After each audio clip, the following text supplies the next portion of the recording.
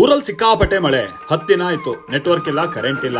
ಏನ್ ಕತೆನೋ ಅಂತ ರಾತ್ರಿ ನ್ಯೂಸ್ ಮುಗಿಸಿ 11 ಗಂಟೆಗೆ ತೀರ್ಥಹಳ್ಳಿ ಬಸ್ ಹತ್ತಿ ಬೆಳಗ್ಗೆ 7 ಗಂಟೆಗೆ ಬಸ್ ಇಳಿತಾ ಇದ್ದಂಗೆ ಮನೆಯಿಂದ ಗಾಡಿ ಬಂದಿತ್ತು. ಬಸ್ ಇಳಿದಲ್ಲಿಂದ ನಮ್ಮ ಮನೆಗೆ 15 ಕಿಲೋಮೀಟರ್. ದನಗಳಿಗೆ ಒಂದ್ ಮೂಟೆ ಹಿಂಡಿ ಹಾಕಿಸ್ಕೊಂಡು ಮಾಳೂರ್ ಸಾಹೇಬ್ರ ಹತ್ರ 1 kg ಮಟನ್ ತಗೊಂಡ್ ಹೊರಟ್ರೆ ರೋಡ್ ತುಂಬಾ ಮರಗಳೇ ಬಿದ್ದಿದ್ವು.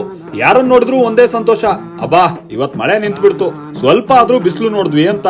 ಸಣ್ಣ ಸಣ್ಣ ಹೊಳೆ ಎಲ್ಲ ಎಲಡ್ಕೆ ಹಾಕಿದ್ ಕೆಂಪು ನಾಲ್ಗೆ ತರ ಕಂಡಾಗ್ಲೇ ಗೊತ್ತಾಗ್ತಿತ್ತು ಹೆಂಗ್ ಚೆಚ್ಚಿದೆ ಒಂದ್ ವಾರದಿಂದ ಮಳೆ ಅಂತ. ಮನೆ ತಲುಪ್ತಾ ಇದ್ದ ಹಾಗೆ ಮಳೆಲ್ ನೆಂದು ಒದ್ದೆಲ್ ಮುದ್ದೆ ಆಗಿದ್ದಂತ ನಮ್ ಮನೆ ನಾಯಿ ಕಂಡ್ವು. ನಮ್ ಕೊನೆ ನಾಗಪ್ಪಣ್ಣ ಅಂತೂ ಕಾಫಿ ಹೀರ್ತಾ ಅವ್ರ ಮನೆ ಅಂಗಳದಲ್ಲೇ ಜಲ ಎದ್ದಿದೆ ಅಂತ ಅಮ್ಮನ ಹತ್ರ ಕಂಪ್ಲೇಂಟ್ ಹೇಳ್ತಿದ್ದ.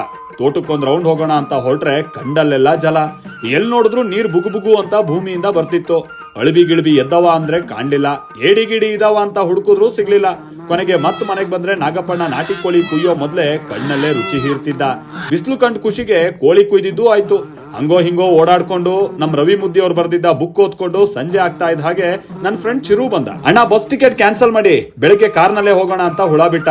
ಆಯ್ತು ಬಿಡಪ್ಪ ಅಂತ ರಾತ್ರಿ ಜೀಪ್ ಎತ್ಕೊಂಡು ಒಂದ್ ರೌಂಡ್ ಹಾಕೋಣ ಅಂತ ಹೋದ್ರೆ ಶುರು ಆಯ್ತು ನೋಡಿ ಮತ್ತೆ ಮಳೆ. ಎಲ್ಲ ಮುಗಿಸ್ಕೊಂಡು ಬೆಳಗ್ಗೆ ಆಫೀಸ್ ಬೇರೆ ಹೋಗ್ಬೇಕಲ್ಲ ಅಂತ ಹರಿಬರಿಲಿ ಹೊರಟ್ರೆ ಕಾರ್ ಟೈರ್ ಪಂಚರ್ ಆಗಿ ನಮ್ ಕಥೆ ಕೇಳ್ಬೇಡಿ.